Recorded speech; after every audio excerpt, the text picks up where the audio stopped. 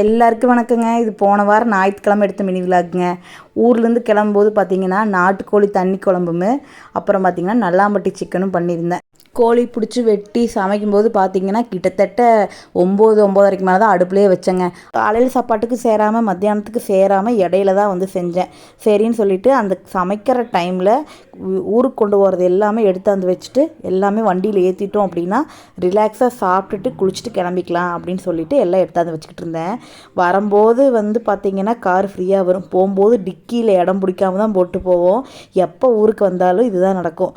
தேங்காய் எண்ணெய் வந்து மொத்தமாக ஆட்டி வச்சுருவோங்க. அதில் வந்து அளவளவாக தேவையான அளவு மட்டும் ஊற்றிட்டு போய்க்குவேன்.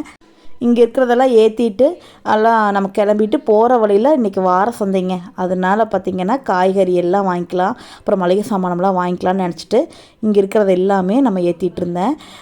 கொஞ்சம் கருவேப்பிலுமே வாழைத்தார் ரெண்டுமே நம்ம தோப்புலேருந்து உடச்சிட்டு வந்திருந்தாங்க. அதையும் வந்து எல்லாம் காரில் ஏற்றிட்டு இருந்தேன். இந்த பெரிய மூட்டை என்ன அப்படின்னா ஆட்டு உரங்க. இது வந்து பார்த்திங்கன்னா செடிகளுக்கெல்லாம் போடுறதுக்கு கொண்டு போய் ஒரு மூட்டையாக கொண்டு போய் வச்சுக்குவேன். அப்பப்போ கொஞ்சம் கொஞ்சமாக போட்டு தண்ணி விட்டுக்குவேன். இது வந்து நல்ல செடிகளுக்கு நல்ல உரம், நல்லா வந்து ரோஸ் எல்லாம் நல்லா பூ பூக்குங்க. எல்லாம் ஏற்றி பார்த்தா டிக்கியே இடம் பிடிக்கல. ஒரு எப்படியோ ஒரு வக்கில் எல்லாம் உள்ளே ஏற்றியாச்சுங்க. ஏற்றிட்டு குளிச்சுட்டு நாங்களும் வந்து எல்லாம் சாப்பிட்டுட்டு கிளம்பிட்டோம். நாங்கள் கிளம்பும்போது பார்த்திங்கன்னா துகிரா குட்டி ரொம்ப பொக்குன்னு போயிட்டாங்க. அப்புறம் அவளை அப்படியே சமாதானப்படுத்திட்டு நாங்கள் வந்து கிளம்பிட்டோம்.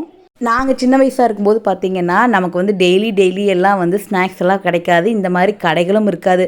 வாரத்தில் ஒரு நாள் ஞாயிற்றுக்கிழமை சந்தைங்க. அந்த ஞாயிற்றுக்கிழமை சந்தையில் என்னென்ன திங்கறதுக்கு தீனி வாங்கி வந்து கொடுக்குறாங்களோ அதுதான் அந்த ஒரு வாரத்துக்கு வச்சு ஓட்டணும். நினச்சா வண்டி எடுத்துகிட்டு போய் இப்போ வந்து அப்போதைக்கப்போ நம்ம காய் ஃப்ரெஷ்ஷாக வாங்கிட்டு வரோம். ஆனால் அப்போலாம் அந்த மாதிரி இல்லைங்க. ஒரு வாரத்துக்கு தேவையான காயை வந்து சந்தையில் வாங்கிட்டு வந்து வைப்பாங்க. அது வரைக்கும் என்ன இருக்குதோ அதை வச்சு தான் வந்து சமைப்பாங்க.